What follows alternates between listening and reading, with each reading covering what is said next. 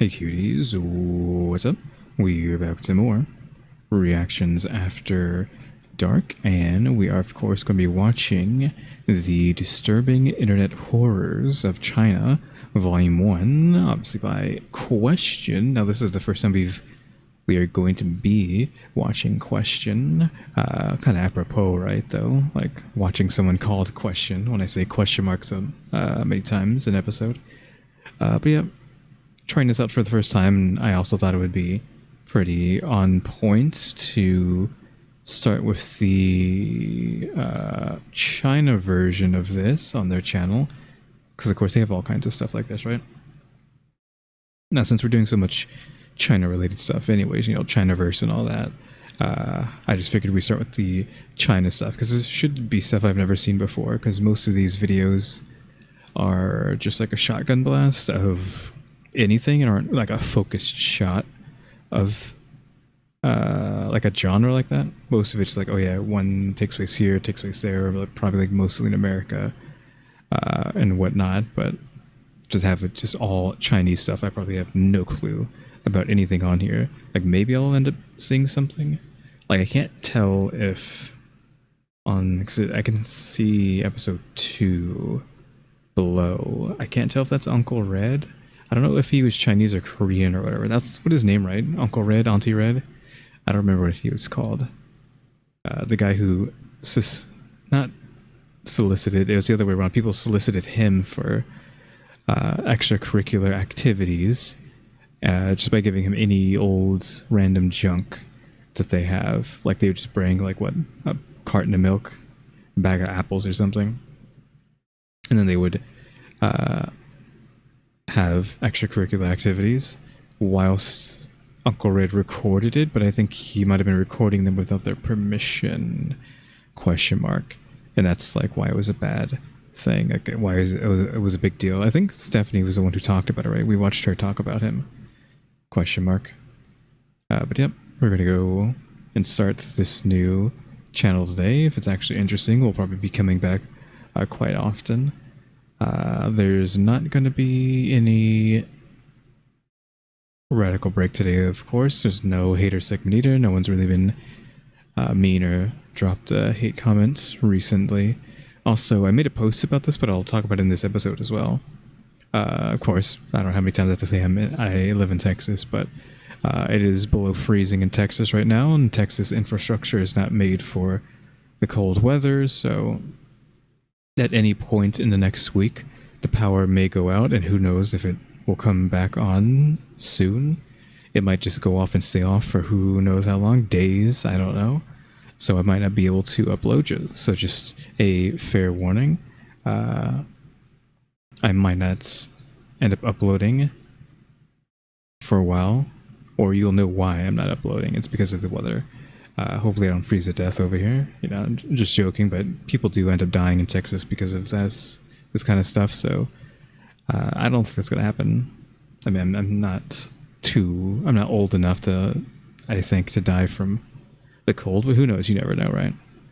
Anyways, not to be a bummer there, though who knows what we're going to see in this. This whole video might be a bummer, depending on what we actually see in this video. So I'm hoping that this intro is actually pretty cool, because it just starts off with like what, question or whatever in the beginning with the sound, but the specific sound I feel like is very analog horror, and I love like these, like the analog horror intros if they do it right. So yeah, that sound I swear I've heard in like analog horror, which I was like, oof, love it, love that.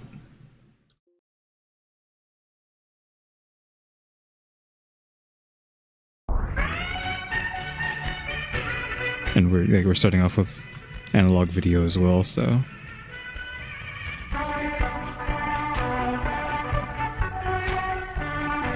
the following series contains real and alleged cases that took place on the Chinese internet. Some names and visuals may be altered for privacy. Viewer advisory: some of the cases presented are alleged or disputed.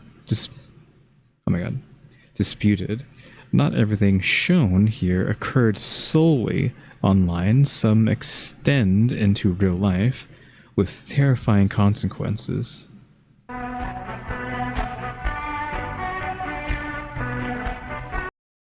Note, this series is intended for educational and documentary purposes. It does not encourage replication or exploration of dangerous content.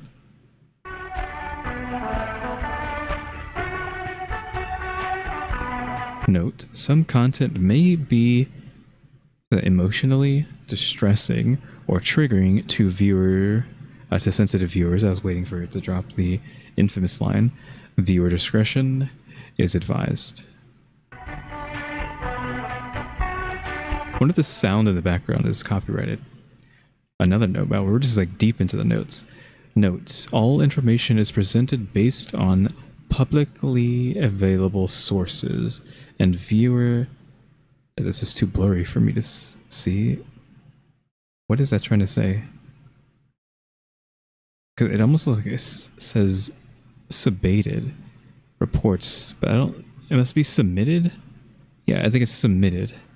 It's just like it's so blurred out because of like the aesthetic that's going for with the analog horror vibe that's going for. It's hard to read that, but yeah, viewer submitted reports. Accuracy is not guaranteed. Also, this is not sped up, but that doesn't matter. Well, I have it sped up now.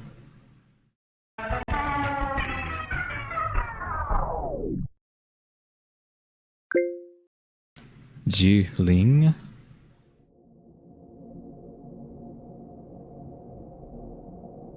I didn't check to see if there's voices or voice, not necessarily voice acting, but I guess commentary, narration for this guy's or person's videos. China is one of the most fascinating countries. Yes, we have voice. In the world, a place where history, tradition, and rapid innovation collide. This place is home to some of humanity's oldest civilizations, and at the same time, to cities that look like they were built for the future. But just as China's physical world is vast and unique, so is its digital world too. Unlike most countries, China's internet doesn't run on the same global platform as many of us are used to. Yep. Instead, it has its own system, its own servers, and even its own apps. WeChat instead of WhatsApp, Weibo instead of Twitter, and Douyin instead of TikTok. Billions of users connected every day on an online ecosystem that exists almost entirely apart from the West. This separation has created something remarkable, a space where trends, communities, and even myths evolve in ways the rest of the world rarely sees. And within those countless stories that circulate across Chinese forums, social media, and whispers on the early internet, some stand out in their beauty, their tragedy, and their horror. One of the most enduring stories begins in the mid-1990s. Oh, 1990s for the internet. At Beijing's prestigious Tsinghua University. It starts with a gifted young student, a sudden, mysterious illness, and a desperate attempt to save her that would make history as one of the first great mysteries of the Chinese internet. When most people think of China in the 1990s, they picture a country opening its doors to the world, skyscrapers rising in Beijing and Shanghai. But behind that transformation, the internet was only just beginning to take shape. University backbones, research servers, and the first cautious connections linking China to the rest of the world. And it was through this fragile early network that one of the country's darkest mysteries would unfold. It started at Tsinghua University in Beijing, often called China's MIT. A 21-year-old student named Zhu Ling was at the center of it all, brilliant in chemistry, gifted in music. Friends remembered her playing the ancient guqin, performing pieces under the lights of the Beijing concert hall. But in late 1994, her life began to unravel. At first it was small things, stomach pain and exhaustion, and then the hair loss started. Within weeks, her long black hair... Hair loss? That's pretty bad. Question mark. I've always been confused about like the hair loss and even like nails falling out or coming. I guess it's falling out. How do you describe your nails falling off? I guess it's falling off, your nails falling off. Is that from a certain kind of disease or cancer? Or is that from chemo? Question mark. Is that like radiation treatment that causes your hair to fall out because of the radiation, your nails to fall out? Or is it like the disease? Because sometimes it happens to people in like shows or movies or whatever. I feel like not that I've seen anything like this in who knows, like decades, question mark. Like it would happen before that, but some people it's afterwards, you know, when they go get chemo, their head is bald, and they shave their head, I guess. That might just because you have to shave your head to do chemo, I'm not sure. It's just I don't know too much about it. I'm just not knowledgeable in that subject at all. I'm ignorant to that. So it's like whatever her disease is making her go bald. So I don't know if it's like cancer or something else, or could it be radiation? Question mark. And that like kind of solves that conundrum that I'm having. Like, is she getting radiation poisoning, or is it cancer? Kara was gone. Doctors cycled through hospitals, searching for explanation, autoimmune diseases, viral infections, but nothing fit. By the spring of 1995, Zuling was slipping into paralysis, her body falling piece by piece, until she fell into a coma. Her classmates were desperate. In an era before Google, before Reddit, they did something almost unthinkable for the time. They took her story to the internet. On April 10th, 1995, students posted an SOS to Usenet, one of the earliest online forums. I was gonna say, like, what form are you gonna be looking on? Because that's basically all you had back then, right? Some forum websites. Detailing Zuling's strange symptoms in English. They begged for help from anyone who might recognize the pattern. What happened next is now legendary. Replies came pouring in from across the world, doctors and specialists who have never even met her, but saw the same red flag. Thallium poisoning. A rare and deadly heavy metal. The exact symptoms matched. Nerve damage, abdominal pain, and even the pale lines on her fingernails. The world had diagnosed a case that China's top hospitals had missed. And by May, doctors in Beijing finally tested her. Thallium was confirmed. They scrambled to import the antidote, and it worked, but only just in time. On August 31st, 1995, Zuling woke up from her coma. She had survived, but the damage was permanent. Her vision. Yeah, but like what? Like, how is this happening to her? So, like, how did she get this into her system? That I feel like now that's the mystery. Like, someone was poisoning her. Was she poisoning herself? Like, what happened? Memory and movement were all shattered. From then on, her parents became her caretakers, carrying the weight of life she could have lived. But that wasn't the end of the story. It was only the beginning of another mystery. Who poisoned her? Yeah, exactly. Suspicion landed on a roommate, one of the few with access to thallium in the lab. She was questioned but never charged. And over the years, the silence of authorities only fueled speculation. Online, Zuling's name became a rallying cry protest, petitions, endless debates, and unanswered questions became bigger than the case itself. This actually does seem familiar. Like, I can't say that I've heard of it before, but something about girl being poisoned like this and like just barely being saved, but like it's already being like almost too late. I don't know, it just seemed vaguely familiar. How could someone get away with this in plain sight? Decades later, forensic science offered a haunting clue. Researchers analyzed strands of Zuling's saved hair. They mapped the thallium concentrations like tree rings, showing a pattern of repeated poisoning over months, followed by a sharp burst right before her collapse. It was deliberate that someone had done this. But still, no one was held responsible. Zuling lived until 2023. She died in Beijing at 50 years old, after nearly 3 decades of suffering. When the news broke, the internet that had once saved her warned her again. Not just a life that was stolen, but the truth that never surfaced. And today, Zuling's story is remembered as a turning point, the first major medical case solved through the collective knowledge of strangers online. Proof that the internet could save lives. At the same time, it's a reminder of its limits, because while millions of people came together to diagnose her, not even the internet could deliver the justice.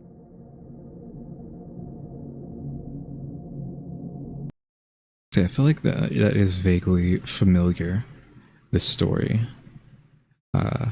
Even the fact that like no one got in trouble for it. I mean, it had to be someone close, right? Either her parents or her roommate, like they said. But if her parents were doing this, why would they then take care of her for 3 decades? Question mark. Right? So it could only have been the person, you know, they got away with it. Still got away with it. They're probably still alive. I mean, China could maybe still try to do something, but they probably just don't care at this point, right?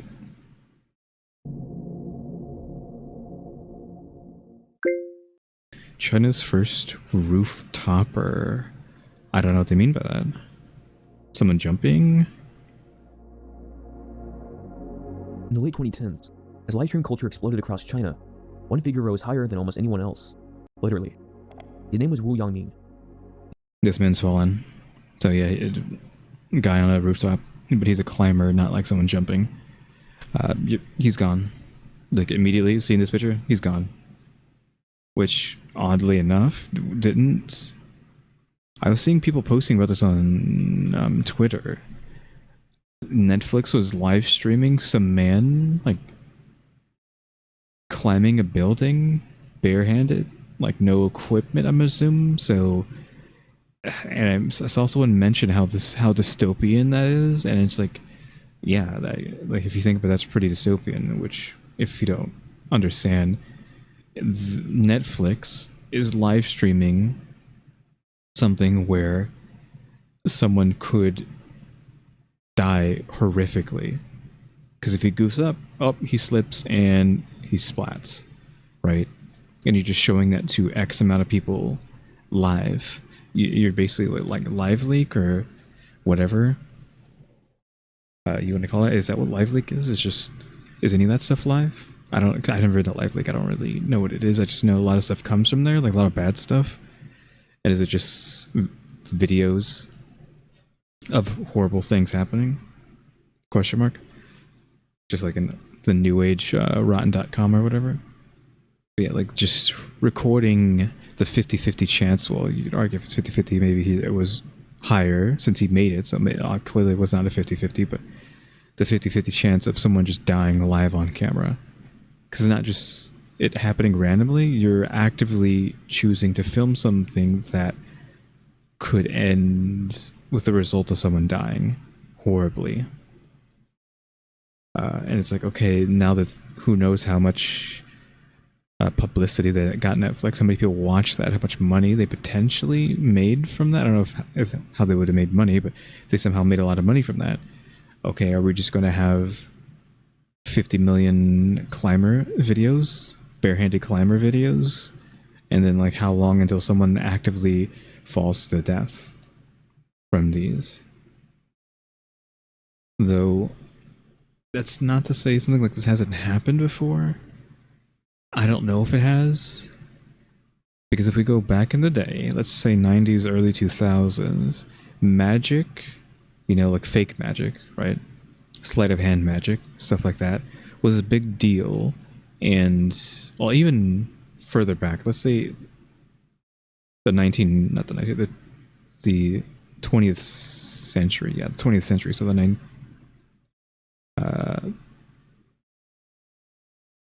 like the 1900s or whatever, right? Where people were doing like weird, not necessarily magic, but how would you even call it? Stunts, right? Where they would be like walking on a tightrope between two skyscrapers and stuff like that. How many people died doing that? And did anyone die from doing that? Like just tightrope walking across two buildings, two skyscrapers. I feel like that was something that was happening somewhere in between the 1900s. I feel like someone had to die doing that, and potentially had it broadcasted live on television to be seen. I don't know. Because obviously no one's talking about it right now, but I remember magic being a big deal, and then even like in the same wheelhouse of that, like the tightrope stuff, stunt stuff. And I guess if you go even back, like Evel Knievel stuff, I don't know if he died doing anything. I don't know the end legacy of Evel Knievel, if he died in a car accident or something, doing one of these tricks, but you'd have to assume possibly one of these performers has died live. So I guess it isn't anything new, but it just feels like a new age dystopian to have Netflix record something like that live, question mark, and risk showing millions of people someone die live. What this guy's doing is doing too much, because it's kind of hard to see because he's using these tiny squares. But it appears that he's holding onto the building with his right hand, and his right foot is barely holding onto a little nub here, and the rest of his body is just hanging off. So he's only holding on like with his hand and a little nub sticking out of the building, and he's like hundreds and hundreds and hundreds and hundreds of feet in the air. If this is even a real picture, because these are giant skyscrapers, and they look so far away and tiny compared to where he is at. So he must be like twice as high as them, which I don't know how high this would be. I don't know, 200 plus feet. So he could easily be like 400 feet in the air right now. I don't know. Maybe even more, 1,000. Performer who scaled skyscrapers, cranes, and towers without ropes or safety gear, bouncing on edges where a slip meant death. Sorry, I'm yawning there. It's just not. I mean, they want the adrenaline from this, right? Adrenaline junkie. Like this, I think is dumb. Like doing the push up or the pull ups, because you're actively wasting stamina to keep yourself up. Like you keep every pull up is less strength to keep yourself from falling. Towers without ropes. Which I guess is the point, but still. Bouncing on edges where a slip meant death. Wu had grown up poor with dreams of becoming an actor. He did stunt work in local films, even martial arts shows, but never found steady success. What he did find was a phone, an audience, and a niche. And by 2017, his short videos of death-defying climbs were going viral on platforms like Hushan and Weibo. Thousands tuned in to see him hanging one-handed from a ledge of a 40-story tower, or tiptoeing across beams thinner than his own shoes. To his fans, he was fearless. I hate this. To his critics, he was reckless. Even with how horrendous quality this is, it's still like, oof, I don't like this. But behind that persona was pure pressure. Livestream platforms in China had turned danger into revenue, likes, donations, and contracts tied to stunts he had to outdo the last. Even back then, they were money hungry for this like nonsense. I guess pranks and stunts and nonsense were maybe the thing a long time ago. Wu was only 26 years old, more so, hoping to marry his girlfriend and promising big. So now, also, the way he's talking, I mean, I think it all but confirms that this guy fell. The last. Wu was only 26 years old, supporting his family, hoping to marry his girlfriend and promising bigger feats to sponsors. The higher he climbed, the more he needed to risk. On November 8th, 2017, Wu traveled to Changsha in Hunan province. 2017? Also, can you get arrested for this stuff? Like, if you're just climbing a building, I feel like, is there laws against doing this? If you get caught, will they just, like, snatch you up and send you to jail? Like, what are the charges? I don't even know what you'd be charged for. Yeah, I can't even think of what it would be. The Huyan International Center was one of the tallest buildings in the city, 62 stories of glass and steel. He carried his phone, set it up to record, and went to work. The footage, later confirmed by authorities, showed him attempting his most dangerous stunt yet, pulling himself up from the outer ledge of the tower, dangling over 200 meters in the air. He raised himself once, twice, and on the third try, his arm trembled, his grip started to slip. He clawed at the edge for 4 or 5 seconds, and then he fell. That's what I was saying. Like the whole pull-up thing, like every pull-up that you're doing is wasting strength and stamina or whatever that you actually have to keep you up there. But it seems like that was his gimmick to do that. But his arms didn't look too big, so it also was a problem too. Like it didn't seem like he had the strength to be doing that in the first place. Wu Yongning's phone captured it all. And when the news broke weeks later, reactions were conflicted. Fans mourned. Others scolded him for recording death. His girlfriend revealed he'd been hoping to win enough in sponsorships to propose marriage. Officials condemned rooftoping as illegal, life-threatening behavior. It is illegal. On live-stream stunts. But the legacy lingered. Wu Yongning became both a martyr and a warning. China's first and most famous rooftopper. He turned skyscrapers into a stage, till the stage claimed him. Yeah, I hate this stuff. Like, oof. Do not like it. And unfortunate that happened, but can easily get peer pressured into doing it. But you can kind of tell that's where that was going to go. It's him falling. Again, this ties into right now. I think Netflix literally yesterday or the day before, I don't know. It might have been yesterday. Like literally yesterday, they aired someone climbing a building live, or someone was airing a person climbing a building live. I swear to God, it was Netflix. And again, yeah, I think the word dystopian is a perfect example, but that's just where we're going. It seems like the entire planet is becoming a dystopia. It's only a matter of time. We can't escape it now, I think. We just have to deal with it. We're heading to a dystopia, and then potentially an apocalypse. Who knows?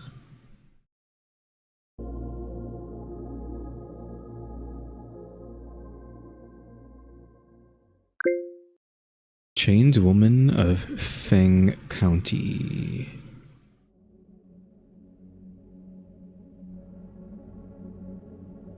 Wait, is this who I think it is actually? The woman who's like chained in like a back room by a man who seemed like he's a wholesome man with a bunch of kids, but he's literally keeping a woman slaved, like his wife, slaved up in the back room for extracurricular activities. He might have been even selling her off, like tooting her off for said extracurricular activities to other men as well. And like she's out there in the cold. She might even have a little bit of like brain damage as well, I think.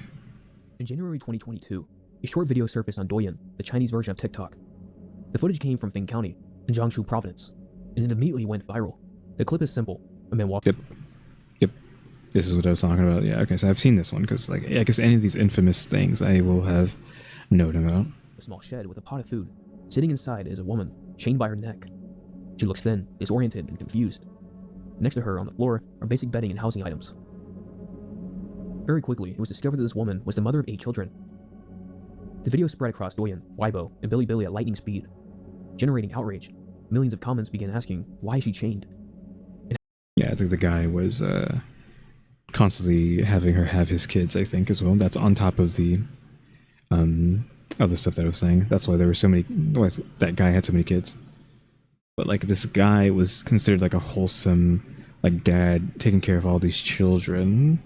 And then once he investigated, all of a sudden it's like, oh wait, this guy literally kept this woman as a slave in some outhouse somewhere, constantly having her popping out kids. And how is she the mother of so many children? Authorities in Feng County first claimed that the woman suffered from mental illness and was being cared for by her husband, a local farmer named Dong Jimin. Yeah, like the mental illness, that's what I was saying. I don't know if that's actually true or not, what I was saying earlier. Because I think the government wanted to cover this up, so you have to take like a lot of like the things said as with a grain of salt, like them saying, oh, she's just mentally ill and he's taking care of her. Like you have to not believe that, because they really wanted to cover this up, I think. Answers only created more questions. If she was mentally ill, why was she raising 8 children? Why is she chained up in a freezing shed instead of treated at a hospital? Within days, internet users uncovered further details. Her name was Zhao Huamei, and many began to suspect that she was a victim of human trafficking. Independent volunteers traveled to Feng County, filming the shed and confirming the chain. Their videos were quickly deleted as they were posted, but the mirrors never stopped. The pressure grew so large that officials had to release new statements, each one contradicting the last. First, they denied the trafficking. Then they admitted she was brought from another province under unclear circumstances.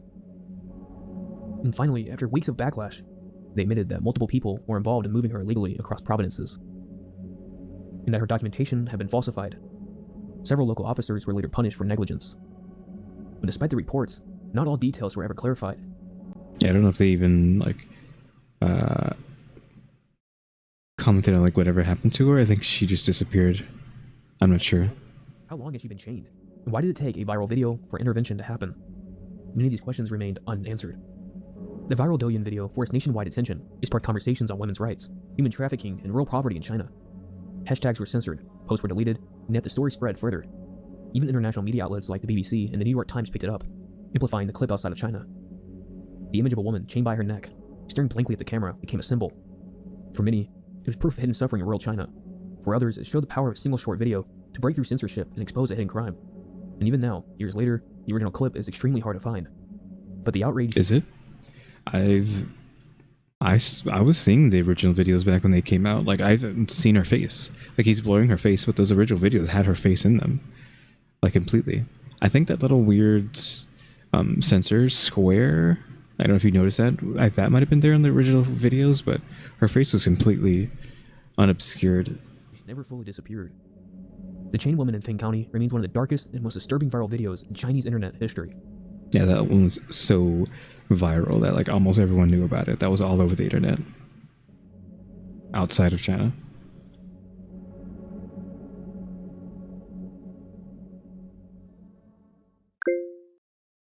The man and his telephone.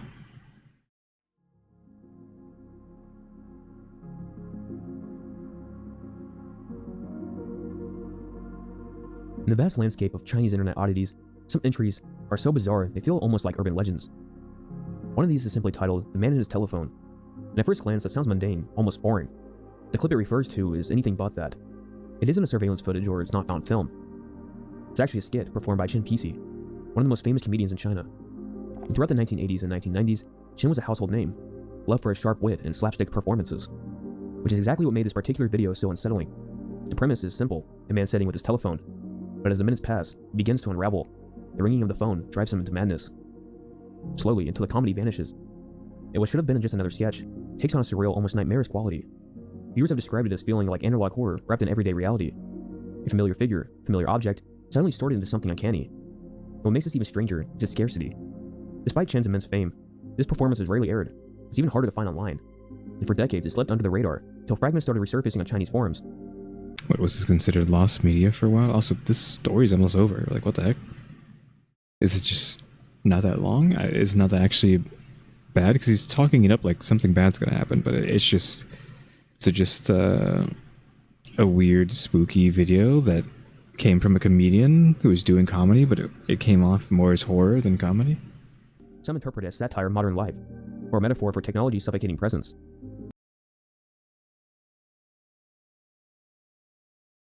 Sorry that you're yawning again, but I am going to read this.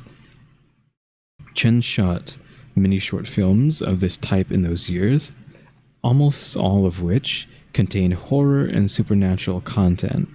Maybe it was because I was young at the time, but every time I watched them, I felt that the plot was too scary, and I was so scared that I couldn't sleep after watching them. It can be regarded as a relatively unpopular childhood shadow series. And this is from Ultraman. Others swear that there's something darker at play. Why else would... I don't know why, but this is perfectly normal little satirical skit. A perfectly normal little satirical skit. I was terrified. Yeah, I was terrified when I saw it as a kid, and it took me years to recover. Even as an adult, I still feel uncomfortable whenever I think of this scene. Could a clip featuring one of China's most beloved comedians be so difficult to track down? Why would it appear, then disappear, as if someone wanted it to be buried?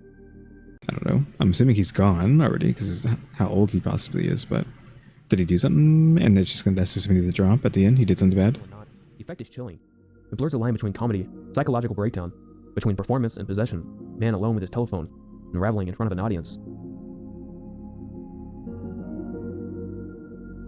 Is it? Okay, there's just spooky, well, not necessarily spooky videos, just like horror comedy.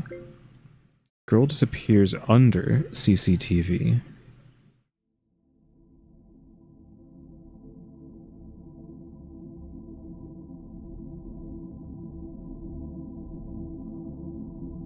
In late 2022, in Jill in Providence, a teenage girl was caught on CCTV walking across a bridge in early morning hours, and then she simply just vanished. No exit. When was this? 2022? It's gonna go all the way back to the beginning.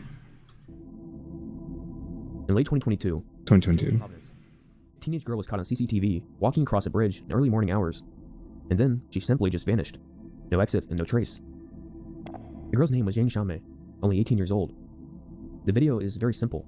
She enters the frame, walking alone across a bridge, just after 4 a.m. Yeah, it's like the quality is so bad you can't really see. Also, Billy up in the corner there. Chinese thing. The bridge is empty, the streets are quiet, and then she never leaves the camera's view. It's weird to see Billy on like CCTV footage. She doesn't come out on the other side of the road. She doesn't turn back. She's just gone. The footage sparked massive search. Police, rescue teams, and volunteers combed the river and the surrounding streets. Oh, didn't go back? The footage... Let me just watch it again. The bridge is empty. The streets are quiet. See the person there? She never leaves the camera's view. She doesn't come out on the other side of the road. She doesn't turn back. She's just gone. It looked like she was still walking up until that pole. I don't know if the CCTV was just so horrendous, it just couldn't see that she was still there walking down the street? Question mark? Because that's what it kind of seemed like to me also. I don't know what the freaking glare was. Like, what is this mega glare here? Get this off the screen. I don't know if it's on their end or if that's just what the video actually looks like. Because as it's going, it starts going away. So I feel like it's their fault. Because they're taking a recording of a recording. So I think this might not be there to them, but... View. She doesn't come out on the other side of the road. She doesn't turn back. I feel like you can still kind of see her walking here barely. It's just blurring out because that's just... CCTV just looks like trash. And the bitrate and pixelation just ends up looking like that, but I feel like you could still vaguely see her get behind this pole. She's just gone. There could also be the after effect or whatever. The superimposition. Is it superimposition a word? You know, if they're recording on like VHS or something, you know, you keep recording over the same tape, who knows what they're doing? You do that enough times, you can have like fake ghosts show up on the recording because you just recorded over it so many times that it's like burnt into the film, question mark. And you get like artifacts like that where it looks like someone's there, like a ghost or something is there walking across the thing, even though nobody was actually there in real life, because it's just a past image that didn't get erased and it's being overlaid on top of the current video. So it could have been that as well. Like there's any number of answers to what this was. Like if they're using VHS, it was just an old image of someone walking down the street superimposed onto the video footage. It could be the fact that she was still there, still walking, but they just have such horrendous quality you can't actually see her anymore because she's just blurring out so badly that you can't see it. Again, any number of things. The footage sparked massive search. Police, rescue teams, and volunteers combed the river and the surrounding streets. They checked passing vehicles. They reviewed every frame of the footage around the area. But no matter how closely they looked, there was no clear answer. Some believed she jumped into the river, though no body was ever recovered. Others suspected foul play, that someone may have intercepted her off camera. But the mystery remained. One camera that should have explained what happened instead showed nothing at all. Online, theories spread fast. Some argued the footage. Yeah, I think like at the very end, they cut off really quickly, but you can almost see like a flicker of white when you get close to that telephone pole, or whatever the heck it is, the light pole in the middle there before it goes away. And I'm assuming that's her foot still walking down the street. But it is just so heavily artifacted and bit rated and blurred out and pixelated that you actually can't see her anymore, and you just get that little glimmer of her shoe walking before it just fades out because of the horrendous video quality. And it could just literally be she's fine, she's at home with her parents or whatever. Just the video quality of the CCTV is so horrendous that it looks like she just vanishes in the thin air, but she's actually fine. Footage had been tampered with, that certain frames were cut or blurred out. Others pushed more supernatural explanations, that she'd walked into another dimension, or that the river claimed her in ways beyond human explanation. And because the case was never fully solved, these theories only grew louder. Though we do have her name and whatnot, so maybe she actually did just disappear, right? Because why would he have like a full name of a missing person if they didn't know, like, okay, we have missing persons and this is her, though. Are you sure? Because I don't. How would you know that's her from how horrible that quality was? How do you know that it was even her?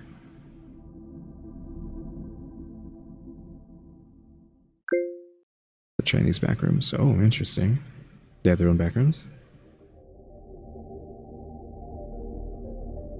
When you think of internet horror, one of the most iconic modern myths is the backrooms. It started in the West around 2019 with a simple... I think myth is not the right word.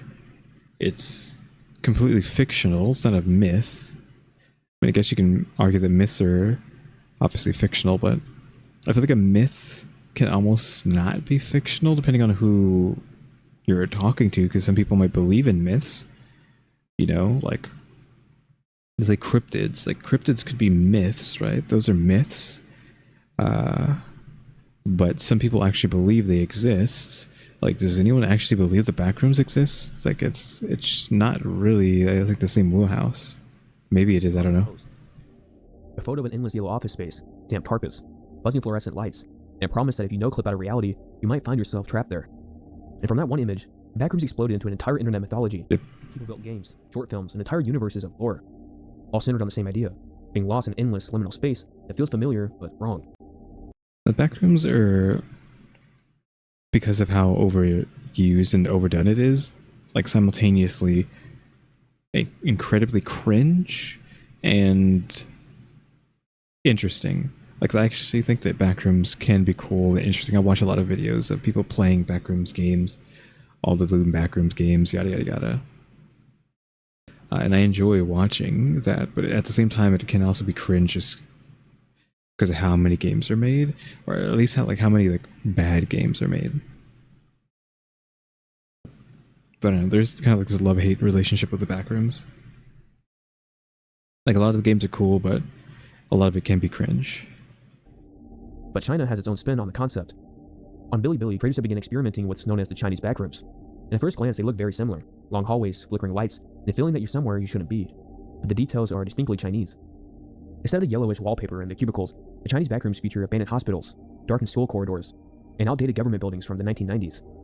They're places almost everyone in China have encountered at some point in their life. A child's classroom left behind, a hospital waiting room that never seemed to change, and a government office with endless gray filing cabinets. Some creators have gone further. Is this a video or is this a video game? Like, is this like a 3D render? Like CGI video? Or is this a video game? Because I've never seen this video game before. I gotta see if anyone's played this. Or hopefully someone that I watch has played. Endless gray filing cabinets. Some creators have gone further by blending the style with a ghost factory. This aesthetic takes decaying factories and presents them as endless liminal spaces. And to me, that's what makes the Chinese backrooms so fascinating. They show how a single idea, the fear of an endless liminal space, can evolve depending on culture. In the West, it's office spaces. In China, it's the institutions that define daily life, hospitals, schools, and factories. Both are very unsettling. Well, I mean, you have a lot of different sections of the backrooms that are being used. It's not just, office rooms. You got the pool rooms, you got the school rooms, and whatnot. Like the kind of like industrial, I guess, kind of sections. Like he said factory rooms. You can have like the factory section too. Malls, your mall rooms, that's the thing too. He showed like a mall kind of section there too. So it's a lot of that stuff overlaps. It's just the stuff that's strictly, hey, this is a place in China specifically that it would be like very Chinese. Like a lot of that stuff is also in backrooms media. Settling in their own way. And honestly, that's what makes this adaptation so cool. It's not just a copy of Western internet myth, it's a reinterpretation. And one that proves liminal horror is universal, but also deeply local. You got the hotel rooms, you got the like field rooms, which is just like a Windows screensaver, or not Windows screensaver, Windows wallpaper kind of rooms, just like green hills, just rolling green hills with little houses on them.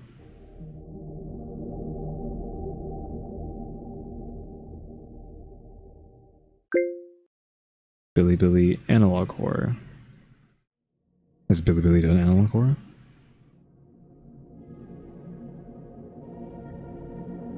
When we think of horror on the internet, most of us turn to YouTube, and like horror series like Local 58 or the Mandela Catalog, Yep. and have built entire communities around lo-fi broadcast, corrupted Well, I think, did he forget to say analog horror, or did he actually say analog horror? I mean, it says analog horror here, but when you, it's not like he said when you think of horror.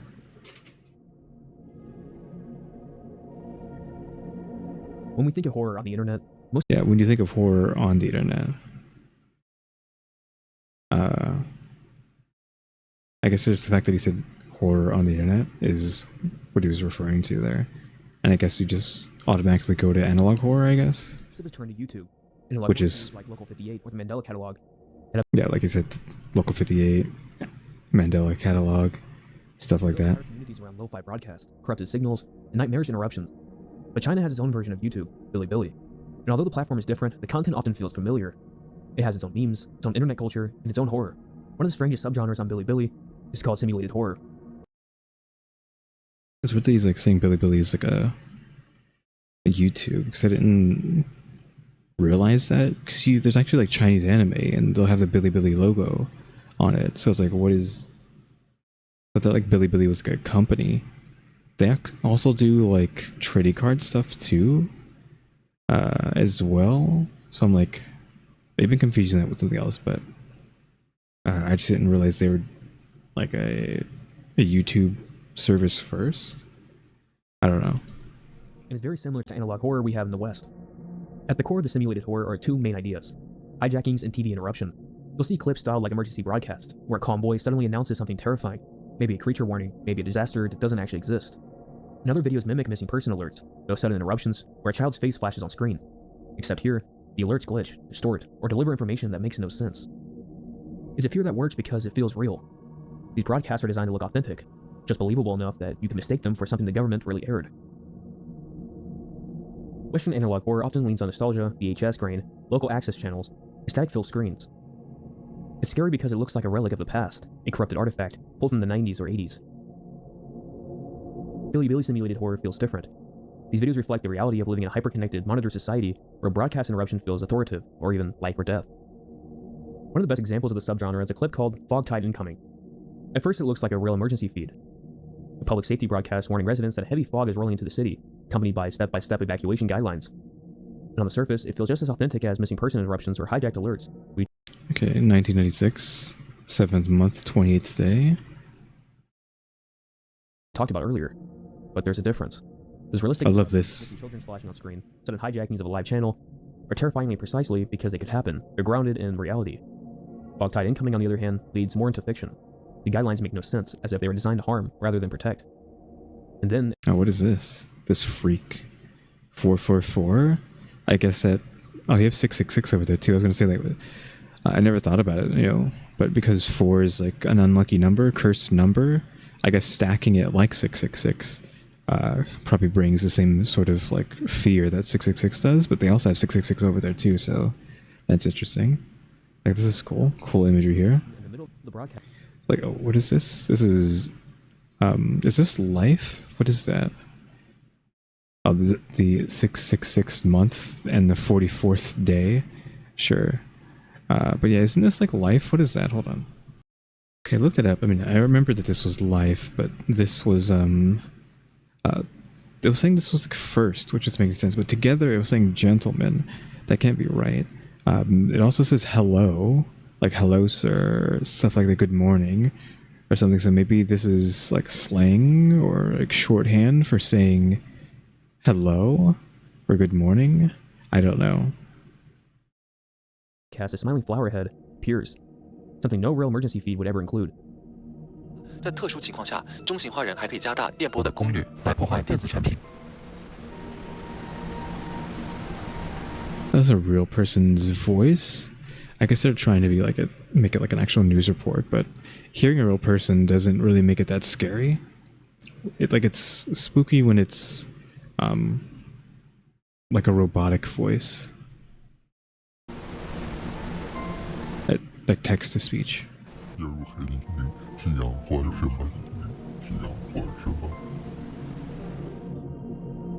It's unsettling, but in a different way. Instead of it feeling like a real-world system breaking down, it feels like stepping into another reality altogether, where the broadcasts themselves become entities of horror. It's very interesting to see two different cultures and two different platforms, but the same terrifying concept. I was going to say, it's like interesting that analog horror is just being like crossing boundaries, I guess. Like, since I really like analog horror, so it's interesting that even though I would argue it is very much like is it like a Western thing that it popped out of Western culture? Like they still understand the concept. I mean, maybe not like they need to understand like it as an art form that badly. I mean, just because you don't understand English doesn't mean you can't understand the gist of it, right? So it's cool that they are making analog horror over there too. No, that's it. I guess it just ends with a big old green question mark. But yeah, that was our first video from Question. You know, with this question mark on the screen. At the end, so like no credits or anything. I think this is probably like not pretty early on, but early enough. Like, they only have 40k subscribers, so they're kind of just getting started, but I thought they like were really big. I mean, this video has 65,000 views, so more views than they have subscribers, so they're doing well over there, in my opinion. The next one has almost 100k, so even better. But yeah, that was interesting. Some interesting stuff in there. Again, I might have heard of the first one. I mean, this was predictable. We all knew who's going to fall. This was infamous on the internet. I don't think anyone has not heard of this one before. That one was just like a chill one to put in, I guess, before getting back into other stuff. But this one, again, I thought there's any number of explanations for that. cool that they have their own back rooms, but again, a lot of that stuff overlaps, and it just becomes, it's just the back rooms. It doesn't necessarily need to be dictated as the Chinese back rooms. It's just more backroom stuff. And then again, more analog horror stuff, but it's just cool that they also have their own analog stuff over there as well. Yep, we're going to go ahead and end now. So Kyuuties, thanks for watching.